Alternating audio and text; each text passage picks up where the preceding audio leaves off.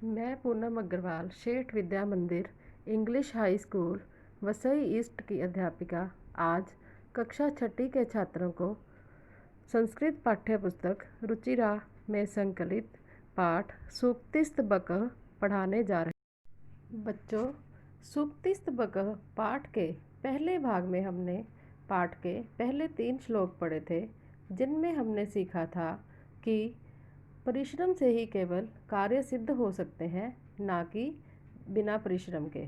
दूसरे श्लोक से हमने पढ़ा था कि पुस्तकें पढ़ने का लाभ तभी प्राप्त हो सकता है अगर हम पुस्तकों के ज्ञान को अपने जीवन में प्रयोग में लाएं।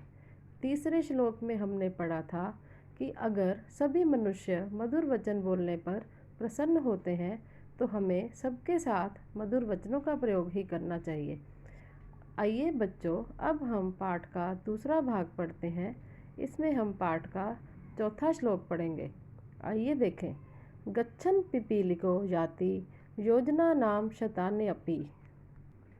इस पंक्ति में कवि कहते हैं कि चलती हुई चींटी तो सैकड़ों योजन की दूरी तय कर जाती है।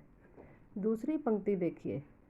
अगच्छन् वैन्तेयोनपि पदमेकं न गच्छति। किंतु ना चलता हुआ गरुड़ भी एक कदम भी नहीं चल सकता, अर्थात आगे नहीं बढ़ता है। बच्चों, यहाँ पर कठिन शब्दों के अर्थ देखिए। गच्छन् अर्थात चलता हुआ, पिपीलिकः अर्थात चींटी, याति अर्थात जाती है, योजना नाम अर्थात योजनों का। बच्चों, योजन यहाँ पर दूरी मापने का एक शब्द है। शतान्यपि अर्थात कई सौ, अगच्छन् अर्थात ना जाता हुआ, वैन्तेयः अर्थात गरुड़ एक पक्षी, पदम एकम अर्थात एक कदम। तो बच्चों, इस श्लोक के द्वारा कवि हमें यह कहना चाहते हैं कि अगर चींटी जैसा छोटा प्राणी भी है जो कि बहुत समय लगाने के बाद भी सैकड़ों योजनों की दूरी तय कर जाती है, किंतु गरुड़ जैसा एक पक्षी जो कुछ ही पलों में बहुत दूरी को तय कर सकता है, परंतु अगर वो कोशिश नहीं करेगा तो वो एक कदम भी आगे नहीं बढ़ा सकता। तो कवि कहना चाहते हैं कि प्रयास करने पर ही कार्य सिद्ध होते हैं।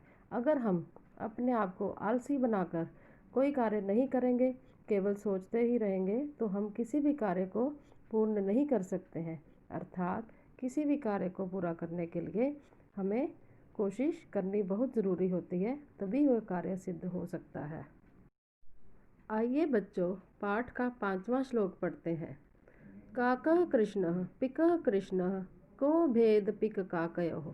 बच्चों, इस पंक्ति में कवि कहना चाहते हैं कि कौवा काला होता है, कोयल भी काली होती है।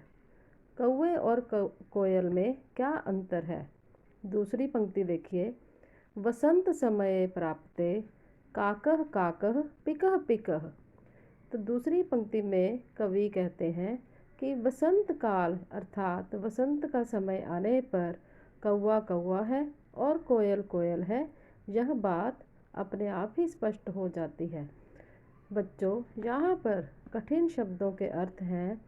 काकः अर्थात कौवा, कृष्ण अर्थात काला, पिकः अर्थात कोयल, भेद अर्थात अंतर, पिक काकयो अर्थात कोयल और कौवे के मध्य में, वसंत समय प्राप्ते अर्थात वसंत का समय अर्थात वसंत काल आने पर।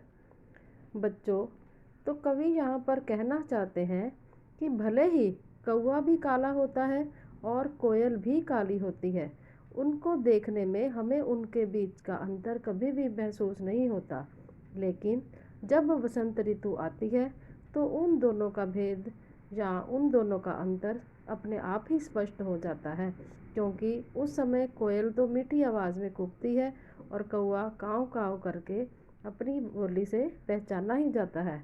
अर्थात बाहरी आकार के आधार पर या बाहरी शक्ल या सूरत के आधार पर हम किसी भी मनुष्य के आंतरिक या अंदर के गुणों के बारे में पता नहीं कर सकते हैं, परंतु समय आने पर मनुष्य के गुणों के द्वारा ही उसे पहचाना जा सकता है। बाहरी सुंदरता के आधार पर कभी भी हमें किसी को महत्व नहीं देना चाहिए। तो बच्चों, यहाँ पर पाठ का अंत होता है। धन्यवाद।